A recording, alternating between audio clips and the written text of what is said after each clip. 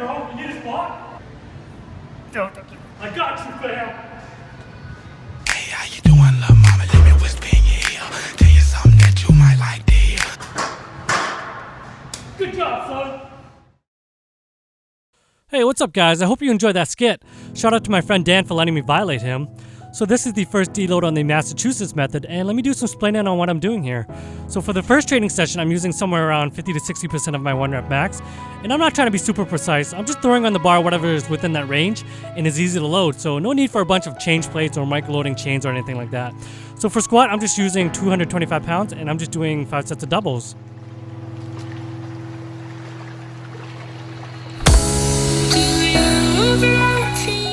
For bench, I'm doing 5 sets of triples with 185 pounds. After each set, I would walk away from the bar to the other side of the room, and then come back and bang out another set. So I basically took a 30-second break in between sets. And after warming up, it literally took me about 5 minutes for each lift. So I got the whole workout done in about 30 minutes. And short workouts go a long way, not only letting your body, but also your mind recover.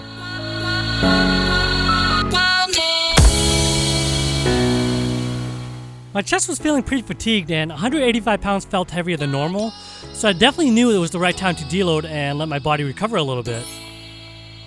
For deadlifts, I did 5 singles with 275 pounds, and by training this way during the deloads, I get plenty of practice in with the main lifts, but by dropping out all the accessory work, I get to reduce a lot of accumulated fatigue.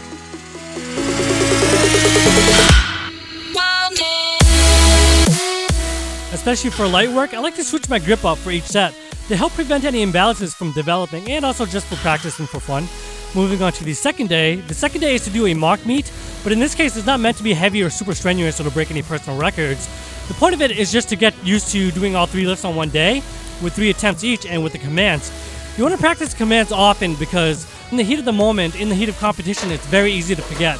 And I see this happen a lot even with people who do practice lifting with commands a few weeks ahead of time. So for squats under USAPL rules, you're supposed to wait for the squat command before you start. Knees are supposed to be locked out, and it's actually a good idea to make eye contact with the head judge and nod your head to let them know that you're ready. And you'll see me doing that in a second here. And sometimes they'll take this sweet ass time before giving you the command, so just be patient and just hold it. And this is my first time squatting 3 plates since the injury, so this is a post-injury PR. The second command is the rack command. Wait for the head judge to yell rack before you rack the weight. And it's actually a good idea to let the spotters guide you back. Once you feel them helping you, just go with it and just rack the weight. That's a tip that Brad Loomis from 3D Muscle Journey gave me once. Moving on to the bench press, you're going to want to wait for the start command. If you get a lift off from one of the spotters, he or she has to get out of the way before you get the command. So it can take a while. Make sure your elbows are locked and you're motionless. Same thing with the rack command, just wait for it, or better yet, again, just wait for the spotters to grab it.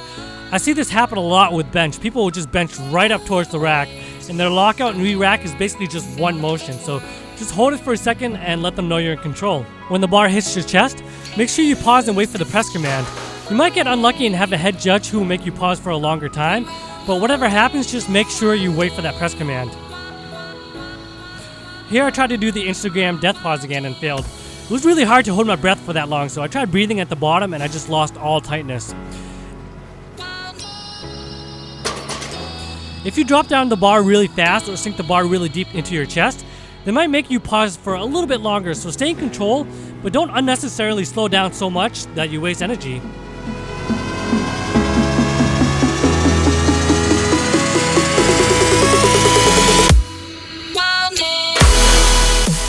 When you become familiar with how long the head judge will make you wait for the press command, on the third attempt, if it's feeling really heavy, you can try to predict it and press right at the same time as the press command. It's a little risky, but if it's feeling heavy and you're in doubt that you'll even make the lift anyways, it's worth a try, and that's another tip that Brad Loomis gave me. Moving on to deadlifts, this one is easy. Once you're on the platform, just lift when you're ready, and once you lock out, wait for the down command.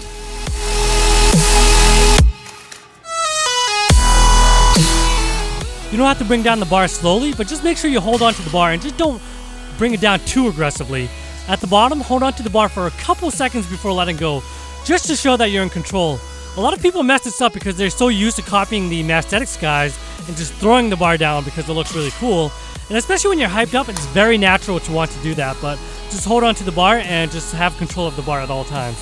After you get the down command, hold it for a second longer just to really show that you're in control. And after you lock out, it's not a bad idea to make eye contact with the head judge to show him that you're ready for the down command.